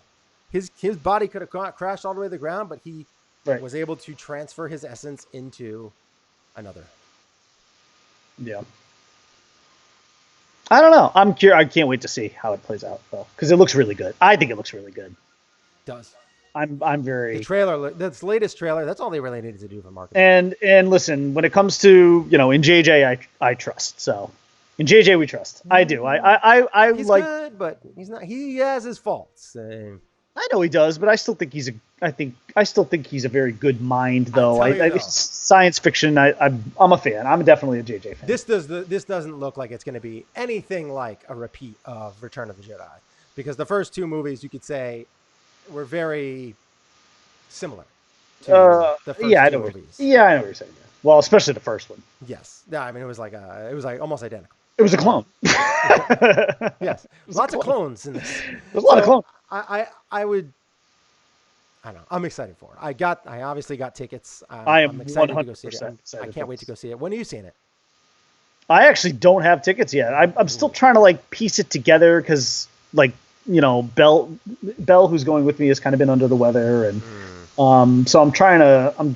I might just sort of play it by ear, and it's playing in so many theaters. Also, every theater that you go to now, it's all assigned seating, so it's not like you even gotta. It's tough finding two seats in a good spot. Yeah, that's about the only thing that's tough. But I could have gone and seen it. I could have saw it opening night if I wanted to, but I would have been sitting in the fourth row up front. Yeah, my guess is I'll see it Saturday or Sunday. Cool. So. Excellent. Yeah, one of the two. It's a long ass movie. Man, it's gonna be. Is it 3 hours? Change. What I can tell you what's that. I know it's long. Star Wars, nothing but Star Wars.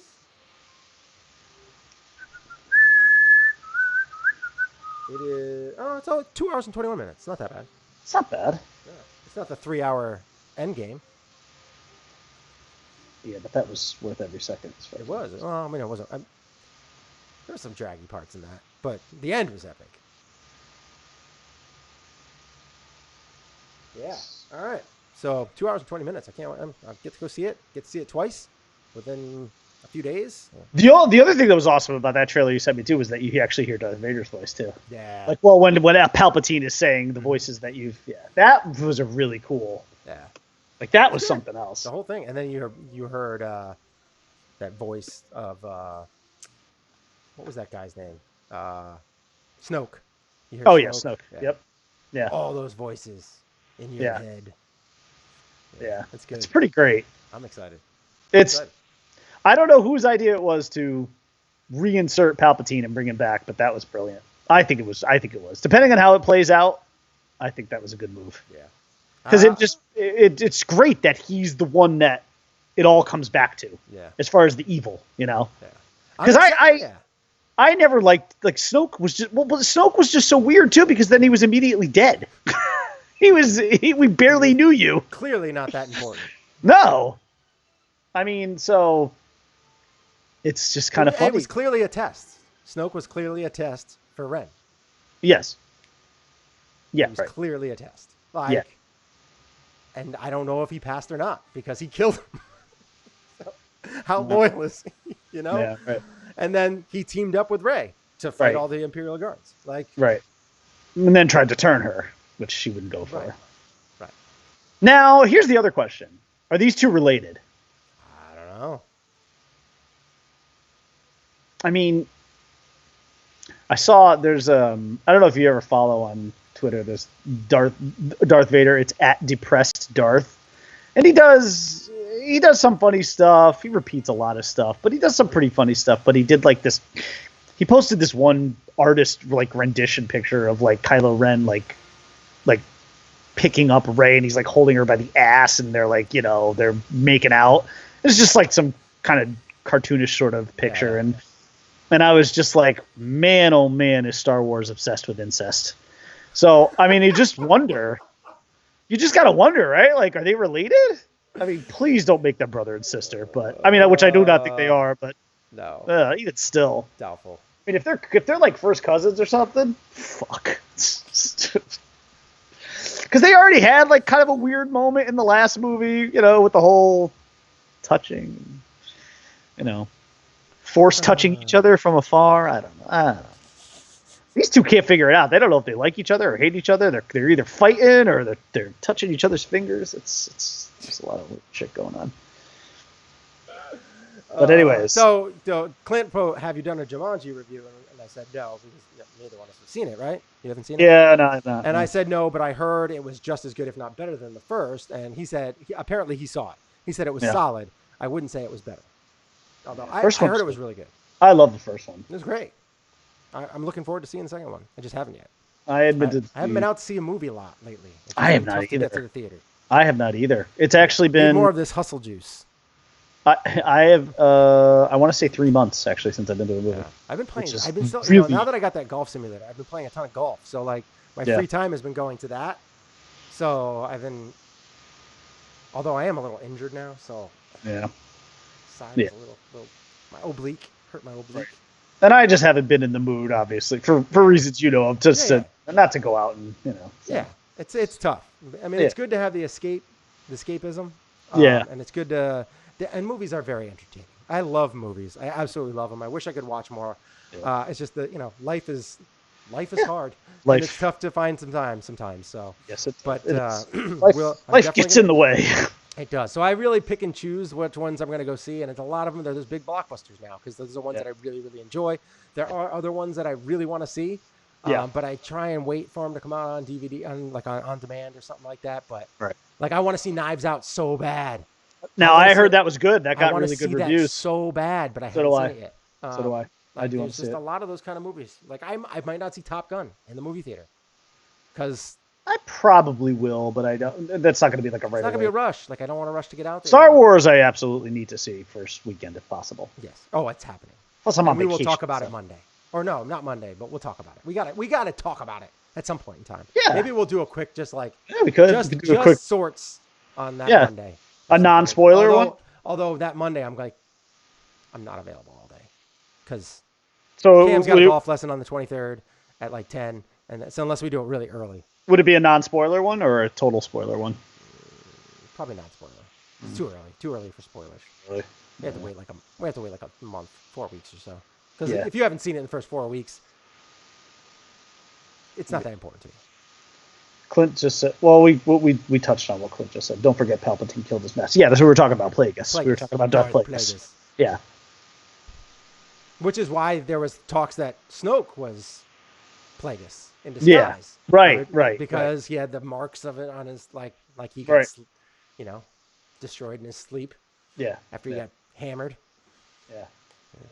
Well, and it looked like when you first saw Revenge of the Sith and he talked about Plagueis, at first I thought he was just spinning a story there to coax him a little further into the dark side there to make him believe he could save her. Uh-huh. But but I love the fact that it looks like after all this time, after 30 years of thinking that the evil emperor was dead, that it's really still just been him as the puppet master pulling the strings from behind the scenes for all of it. Mm-hmm.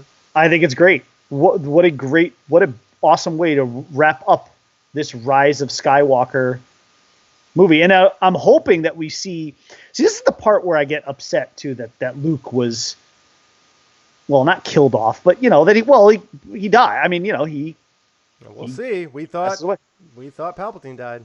Maybe, yeah, who knows? Because what my point is, I would love to see a final face-off again between Luke and Palpatine. I'd like to see that. I don't, because it might just be a Force Ghost face-off. Well, I don't want to, because that is one of those things that I just feel like I'm never going to get what I wanted from Luke. I wanted Luke to be a complete, I wanted it to be facing off against Kylo Ren and that ship and actually be there. Oh, I know. And just completely manhandle everybody and just mean right. Destroy, taking the ship with his force powers and throwing it on the ground and then going after Ren, going after Ren and just kicking his. I just wanted to see that. Yeah. Never got that from Luke. You didn't get it, and you're likely not going to. Yeah. No satisfaction. Unless he's actually not gone, but hey, listen, they keep saying no one's ever really gone, right? I mean, keep hearing that soundbite. Yeah. I don't know, but the other movie that I wanted to tell you about, that Val Kilmer, Top Secret. Classic 80s comedy.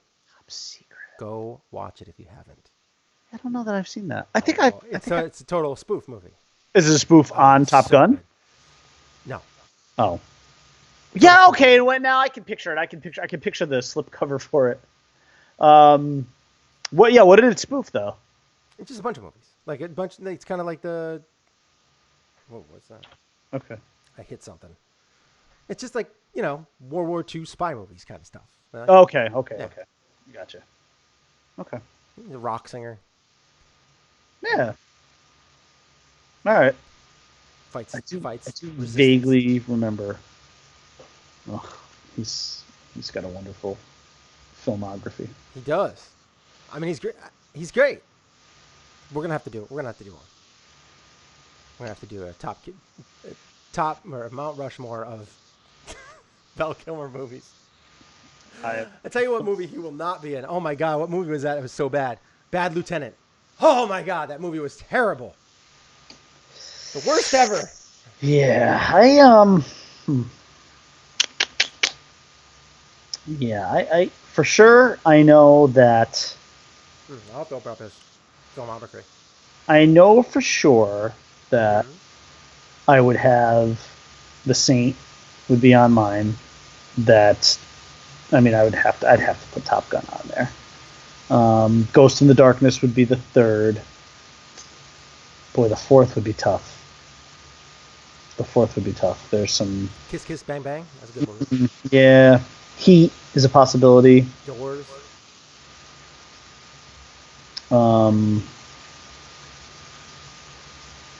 It'd probably be Tombstone. I mean, those would probably be my four. I'd probably go Tombstone, Top Gun, Saint, and Ghost in the Darkness. I think that would be my four. Really? I think so. Yeah. Yeah, definitely. I don't know, man. He's got so many good ones. I mean, it's hard not to include the Doors. He was awesome in Heat too. He was. No, he was. It'd be hard not to include him in the Doors too, but. I mean, even in MacGruber, it's tough. It's not easy. It's not easy to do this. I never saw Wonderland. Was that good when he played? I did not see that. I don't know. I couldn't tell you.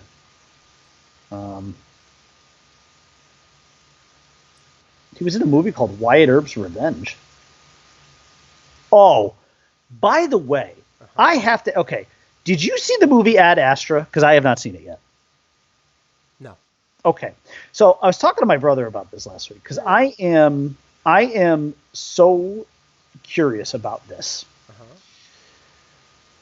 I'm watching and I listen. I all I knew was that it was a Brad Pitt in space movie. That's really all I knew about it. Okay, but then I saw last week. It just happened to be down here, and I was watching this TV right here, and I was just watching an ad for it because it was and now it was available on whatever digital cinema thing, and I'm watching it, and I'm like, they show that basically the gist of the movie is that he is going up to space to try and save his dad on the moon, who apparently is alive after X amount of years. Like, they thought he was dead, but apparently they think now NASA's saying, like, we think he actually might be alive. We're going to send you up to get him. And then the dad is Tommy Lee Jones. And also in the trailer is Donald Sutherland, who is also apparently an older astronaut. So the first thing that popped into my head was like, wait a minute, is this movie a sequel to Space Cowboys? Because Space Cowboys, I don't know if you saw that. A long time ago, yeah. Basically, yeah. It's like a 20-year-old movie. Yeah. But Space Cowboys, basically, the gist of that is that they send up these old guys into space for this mission because they're experienced and they can do the job. And ultimately, Tommy Lee Jones ends up sacrificing himself for the better of the team and stays behind on the moon, presumably to die. That's how the movie ends. The movie ends with all you see is just this a spacesuit sitting down and looking at Earth. And presumably that is Tommy Lee Jones' dead body inside the spacesuit that he died just, sitting on the moon and looking out at Earth. But now I'm seeing this and I'm like, hold on a second. Tommy Lee Jones is the dad that has been on the moon and lost for 20-something years, which time-wise lines up with Space Cowboys. And Donald Sutherland is also an astronaut in this? An older astronaut in this? I'm like, wait a minute, what? Is this the sequel? Which would, by the way, make me very excited because I would love that. That would be tremendous. But what's weird about it, too, is that, and you can see this, and my brother noticed it when he saw Ad Astra because my brother has also seen Space Cowboys. But he's like, oh, it's funny you mentioned that. He's like, because when I watched Ad Astra in the theater, he's like, they show this picture of Tommy Lee Jones, but it's a picture of when he was younger and he's in the spacesuit, and it's the same exact picture they used in Space Cowboys. It's the same one. It's not like a close carbon copy. It's the same picture. It's the same, that picture with the pose and everything, what he's wearing. It's the same picture that's used. I actually did I researched it. And what's funny about it is if you look online, there really is not a definitive answer for that question. Because if you type in, is Ad Astra a sequel? And then immediately it comes up Space Cowboys. But what's funny is nobody from the studio has ever said anything. And there's only a couple of theories out there, some fan theories, like one of them, there's literally two. But it shocks me that nobody else has asked this question because when I saw this trailer, my first instinct was wait a minute, is Tommy Lee Jones still alive on the moon from Space Cowboys? Because that was my first thing is this is a follow-up to Space Cowboys 20 years later. It's the same thing. Tommy Lee Jones is on the moon for 20 years, and they think he's alive after thinking he was dead. So I was reading something on Reddit. The Reddit thing, right? That's what I saw. Yeah, the Reddit one. The guy on Reddit had a theory, and he basically said he did not shoot it down. He thought it was possible. You know what would be hilarious is if there wasn't Tommy Lee Jones, and then they found Bruce Willis. Because I think Bruce Willis is gone. Unfortunately, I think Bruce Willis did not make it. Yo, Harry, you the man. Nah, he gone. But I am buying. If we were doing a buy sell, I am buying into Space Cowboy. Ad Astra being the sequel to Space Cowboys, which would be hilarious because for one, I would love that. It would be awesome. For one, Space Cowboys is an okay movie. It wasn't a great movie. No, not by any stretch. Yeah, it was okay. It was entertaining. But to have a modern day blockbuster movie like that end up being the sequel to that movie would be hilarious. I'm sorry. How could you not want that? I want it. I gotta check something real quick. But it's funny, like if you could research that, because I researched that probably way more than I should have spent time on, and you cannot find anything definitive. There is nothing definitive out there. Nobody from the studio says, no, this is absolutely not a sequel to Space Cowboys. It's just totally a coincidence that Tommy Lee Jones is still on the moon and that Donald Sutherland is an old space astronaut. Now I'm looking up something real quick. I'm trying to find something else. It's just weird, man. It's weird. I'm not bummed. Itchy ear. Oh, see, Clint. I thought the same thing. Thank you, Clint. How could it not be? Come on. How many movies is Tommy Lee Jones left on the moon? There's only one. Hold on. I'm looking It would up be something. so great if it was like the unofficial sequel to that. Well, because you know how things are now. Certain movies exist in different universes. Listen, when we saw Split, right? Well, this is the problem. So this is the problem here, is that neither one of these movies has any cross contamination for distribution rights and production companies. But that's what makes the thing weird about the picture. Like it seems to me like they were able to use that image stock, because so this is what happens in movies from time to time. Basically a stock photo. This is what happens in movies from time to time, is that it's not a stock photo as much as it is, can we get a picture of Tommy Lee Jones as a young astronaut? As a young astronaut. Now, can we get that? Well, we have to get Tommy Lee Jones. We have to get him in the suit. Then we have to use the de-aging software. That's going to cost us, $200,000. Right. Or do we use this photo that's going to cost us $5,000 to get the rights for? Right. It's a money thing. So that I know that for a fact, because I have friends that are actors, and I got a call. I was Skyping with my friend once. Yeah. And I won't mention his name because I don't know if he wants to be mentioned. But he got a call, and he's like, while I was Skyping with him, and he's like, oh, hold on 1 second. I have to take a picture of my hand. Okay. He goes, he's a black guy, takes a picture of his hand, sends it, goes and brings it and puts it in the folder, sends it over to the people that needed it. Okay. He's like, I had to send a picture of my hand for this because they're going to need to put a hand in to see if this is the right hand that fits for Denzel Washington in the movie, because to get Denzel Washington to do that thing, it's going to cost them an extra $25,000.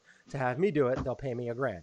I was hoping he was a hand model from like Zoolander. No, so that's what they kind of do. Is like it's a money thing. So it could be just a money thing, but not to poke holes in your fan theory here, but that could be the only thing that I could think of would be the reason why they would use that photo. Now, I don't know.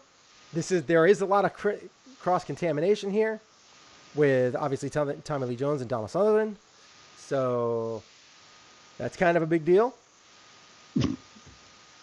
I mean, at worst, it's an homage. Yeah. At worst. Especially the use of the same picture, the same Tommy Lee Jones picture. Right. So, oh God, I so desperately want to believe. But now I actually really want to watch that movie. I just want to see if there's any connection. It seems to be good.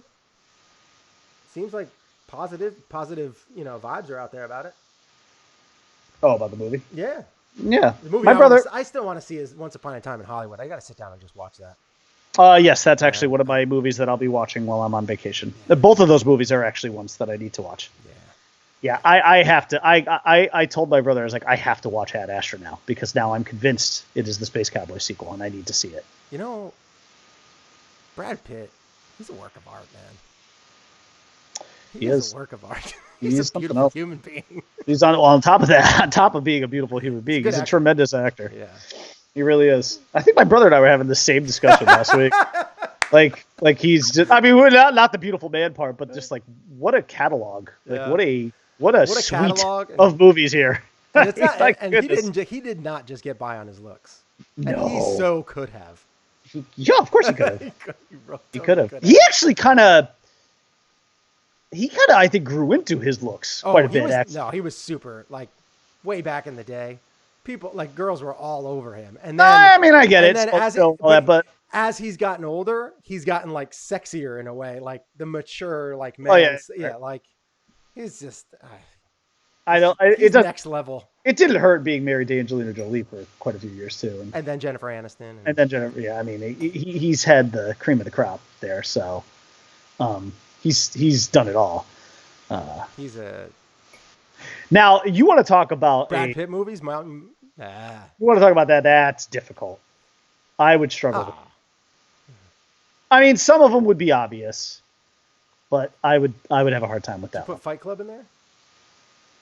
I don't know. I'd have to really look. I think he got outacted by my boy. Yeah, that's part of the problem with that one is. All right, hold on. Let me listen. I'm going to entertain this. See, part of the problem is the longest episode of sports. I haven't even seen Once Upon a Time in Hollywood, so I haven't either. See, but I like some strange Brad Pitt movies though, so I would have some in here that would not like. I wouldn't just put ones in there that you're going to be like, of course, obviously, it's such a great movie. Moneyball. Ocean's 11. I need to work my way from the bottom up. Okay, so World War Z was good. You had to like that movie. I did. It wouldn't make that though. Okay, so for starters, it was great in Fury. 7, absolutely, is on that list. Mm-hmm. Moneyball. Burn After Reading. He was good, but I don't really like that movie. I'm just trying. Mr. and Mrs. Smith. Oh, it was great. I actually did that. I saw that the other day. Okay, so Inglourious Bastards. It's good. 7. This is the weird one. Troy. I loved that movie. Loved Troy. I loved him as Achilles. It was good. The movie wasn't good though. No, the movie was not tremendous, but I still liked it though. I actually still. It's a guilty pleasure movie for me. It is. It is. That would be my third. My fourth, off the top of my head. It's tough. There's a few. I would say The Big Short is in contention. Interview with the Vampire is in contention. Short was good. Sleepers is in contention, and The Devil's Own is probably in contention. I never watched The Assassination of Jesse James. Did you ever see that? No, I never saw that. So he was good in that. Those would be my. It would be. Good. It'd be tough. It'd be tough. Fury, he was great. He was great in Fury. It would be tough. That's tough. Did you see Fury? I did not. Movie? No, I did not. Oh, dude, you have to watch that. Yeah. Dude, Shia LaBeouf. Fight Club would be in there too. It's tough. That fourth one is tough for me. Dude, you need to see Fury was good. Like it's not great, but it's a good war movie. You'd like that a lot. Yeah. I'll have to check it out. Yeah. There's a lot. I mean, even The Mexican was a decent movie. I liked all the Ocean's movies, to be honest. Yeah. And he's good. He's good in those. I was a big fan of The Devil's Own, but also, Harrison Ford. Yeah, tough, man. He's got a brutal filmography that just makes it Snatch. Snatch is great. Great. Legends of the Fall. Curious Case of Benjamin Button's a good movie. There's a lot, man. Spy Game. Him and Redford. Is that who it was? Was it Rob Redford? I think so. That sounds right. Yeah. I mean, the easy ones for me are 7, Inglourious Bastards, and Troy, and then after that, it's kind of tough. I'm probably like the only person who would put Troy in a filmography, in a Mount Rushmore of Brad Pitt movies. But I just love the movie, though. Yeah. I love the movie. I don't know why.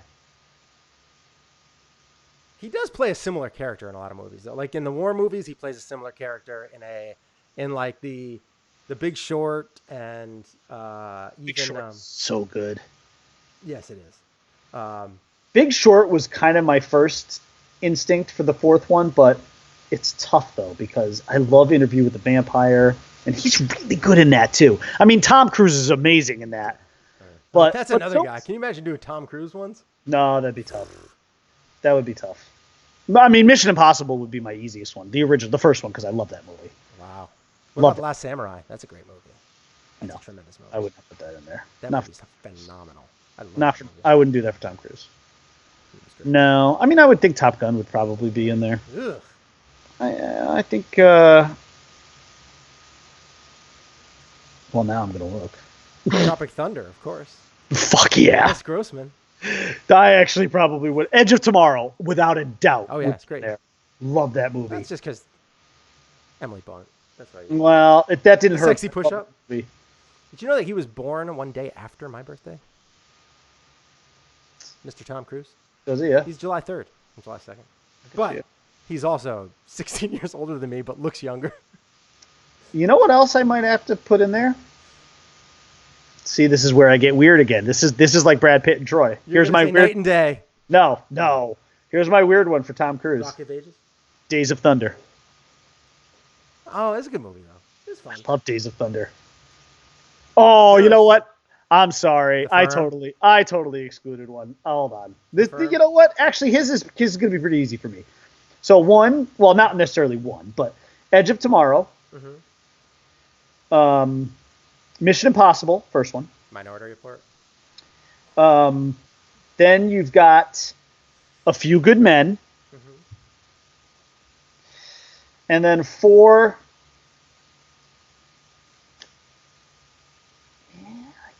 Did you watch American Made? Where he was a pilot? I've not seen that. Dude. Is that good? Oh, so fun. You know what? I might have to go Interview with a Vampire. That might have to be my 4 for him. Oh. Few Good Men, Mission Impossible, Interview with a Vampire, and Edge of Tomorrow. I may have to go that. They're doing another Edge of Tomorrow. Do you hear what they're calling it? Live, Die, Repeat, and Repeat. Really? Yeah. Well, because that movie did have 2 titles. Edge of Tomorrow and Live, Edge Die, Tomorrow, Repeat. Live, Die, Repeat, yeah. They did a terrible job marketing that movie. They did do a bad job marketing that movie, which is sad because it's such a good movie. Yeah. They should have just called the first one. Yes. They should Tropic Thunder, Valkyrie. He was good Night and Day. Tropic Thunder's great. They should have just called the first one Edge of Tomorrow. And Collateral was a good movie too. I don't remember Collateral. So him and Jamie Foxx. Oh yes, that's right. He was the assassin. He's like fucking going bananas. Yep. Last Samurai is excellent. Minority Report's excellent. Vanilla Sky's underrated. Magnolia's good. Eyes Wide Shut is weird but good. Mission Impossible is obviously that was Kubrick, right? Wasn't Eyes Wide Shut? Yeah, was that Kubrick? Yeah. The Firm and Few Good Men, both good. I don't know what Far and Away is. Far and Away. That was another. Wasn't that another one he was in with Nicole Kidman? Days of Thunder, good. Born on the 4th of July, great. Wallow, bad. Rain Man, great. Cocktail, good. Color of Money, great. Wallow was really bad. What? The Mummy. Oof. It wasn't bad. Oh, it wasn't good, but it wasn't bad. Not good. They just tried to make it a little too serious. They took the fun part of the Mummy out. You know?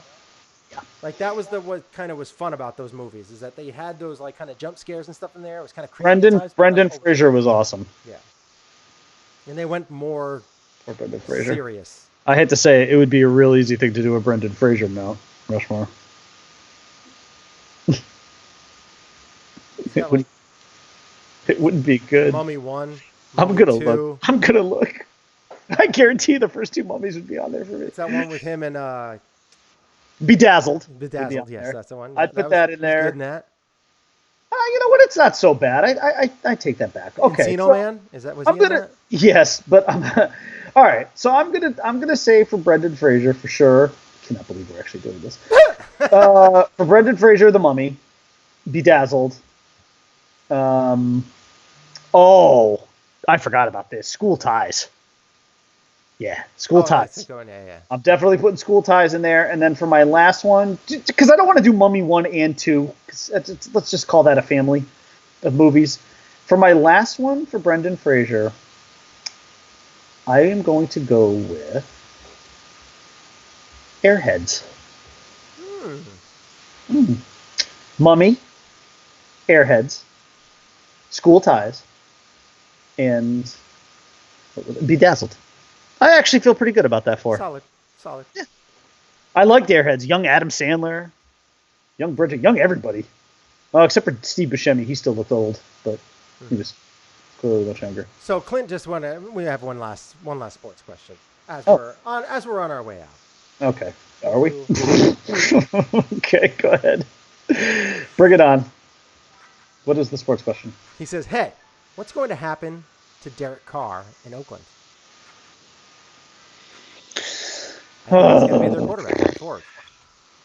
He doesn't have anybody really to throw to.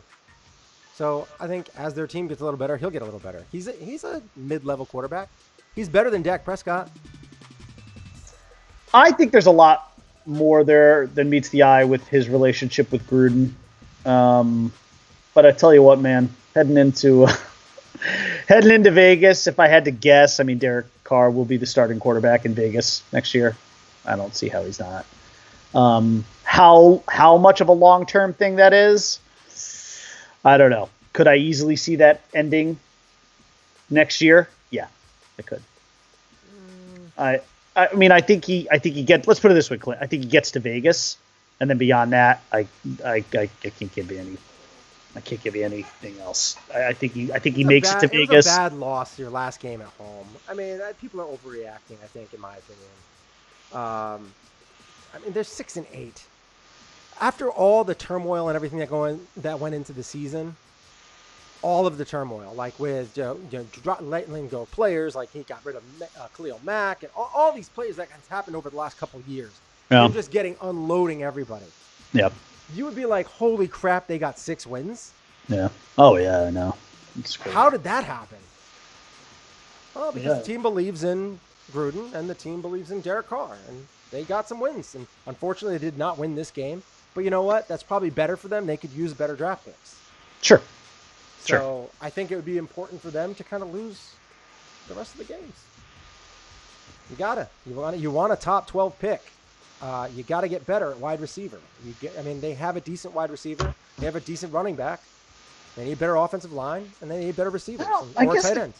I guess the question is, does Gruden believe that Derek Carr is the kind of guy you can win a Super Bowl with? I mean, I don't know. When Derek Carr had good receivers, he had Cooper and all them. Yeah. He was good. He was. He performed. Yeah. People were saying he had MVP votes. Yeah, I think I guess maybe the truly great quarterbacks are the quarterbacks that are great no matter what, and they put up incredible numbers regardless of who they're throwing to. But I think with Derek Carr, he doesn't fall into that category. He falls into the category of I'm good, but I need help to be great. Yeah. Whereas Russell Wilson falls into the category I'm great and I'll make other people great. Yes. And those are. You're not going to find those. I mean, there can only there's only a few of those in the league every year. It's like Highlander. There can only be one. Yeah. But you have people like Brady for a while and Breeze and, Peyton Manning. But it's not like I can't even say that about Ben Roethlisberger. I can't say that about Phillip Rivers. And those are good quarterbacks. They're not the great. They're not the cream that rises to the top.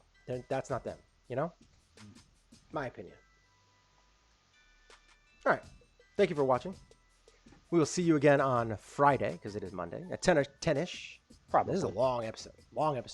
Yeah. Almost 2 hours long. Well, we ran the gamut. We said that we were going to probably do this. I'm on vacation. You're on vacation. Now I just need lunch and I got to pee. I got to pee now. So. Yeah. Dude, I had to go so bad. I counted. It was 49 seconds of just straight stream. I had a lot of water this morning. I drink a ton of water. It's part of my new thing to get myself healthy. Water's good for you. A lot of water. And it goes through you fast. I pee a lot. All right. Thank you. On that note.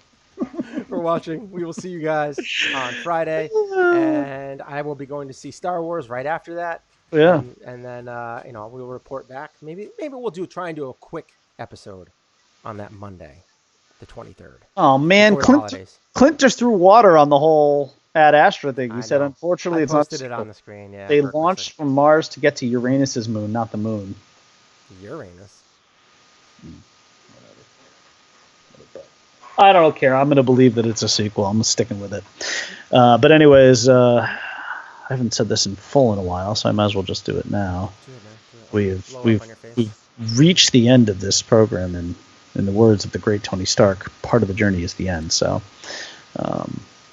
We hope you enjoyed today's show. I'm running out of gas. We hope you enjoyed today's show. Need lunch now. I need lunch. Seriously, my blood sugar is dropping. Yeah, we need some lunch and stay classy, Planet Globe. Have a great day. Bye. Have a great week. Not as good as Brian's because Brian's on vacation. Right. I'm like Axel Foley in Beverly Hills Cop. I'm on vacation. Some people will get that. I hope they're supposed to come out with another one of those movies, so I hope that comes out soon. Yes, I know. I want that. Yeah. Much love. Peace out.